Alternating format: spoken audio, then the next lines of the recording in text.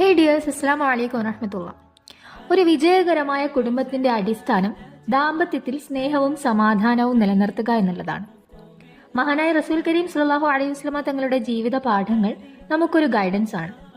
ദമ്പതികൾക്കിടയിൽ സ്നേഹം വർദ്ധിപ്പിക്കാനുള്ള കുറച്ച് ടിപ്സ്. ദുആയിലൂടെ സ്നേഹം വർദ്ധിപ്പിക്കുക. എല്ലാ ഫർദ് നിസ്കാരങ്ങൾക്ക് ശേഷവും റബ്ബനാ ഹബ് ലനാ മിൻ അസ്വാജിനാ വദുർരിയാതിനാ ഖുറത അഅ്യുൻ വജഅൽനാ ലിൽ മുത്തഖീന ഇമാമ എന്നുള്ള ഈ ഒരു പ്രാർത്ഥന പതിവാക്കിയാൽ കല്യാണം കഴിഞ്ഞിട്ടില്ലാത്തവർക്ക് നല്ലൊരു സ്വാലിഹായ ഇണയെയും അതുപോലെ കല്യാണം കഴിഞ്ഞവരുടെ ജീവിതത്തിൽ സ്നേഹവും സമാധാനവും ലഭിക്കുകയും ചെയ്യും. പരസ്പരം നന്ദി പറയുക. ദയയുള്ള വാക്കുകൾ ഉപയോഗിക്കുന്നതും ഗ്രാറ്റിറ്റ്യൂഡ് എക്സ്പ്രസ് ചെയ്യുന്നതൊക്കെ സ്നേഹത്തിന്റെ ഒരു അടയാളമാണ്. മഹാനായ റസൂൽ കരീം സ്വല്ലല്ലാഹു അലൈഹി വസല്ലമ തങ്ങൾ പറഞ്ഞു, ലാ യഷ്കുറുല്ലാഹ് മൻ ലാ യഷ്കുറുന്നാസ്. ജനങ്ങളോട് നന്ദിയില്ലാത്തവൻ അള്ളാഹുവിനോടും നന്ദിയുള്ളവനല്ല. ഒരുമിച്ച് സമയം ചെലവഴിക്കുക.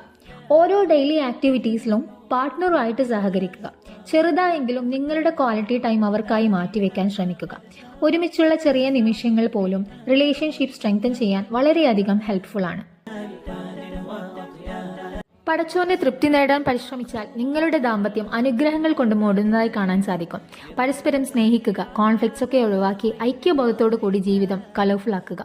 നിങ്ങളുടെ വീട് സ്നേഹവും സമാധാനവും കൊണ്ട് നിറയട്ടെ. Have A nice day. അസ്സലാമു അലൈക്കും വറഹ്മത്തുള്ളാഹി.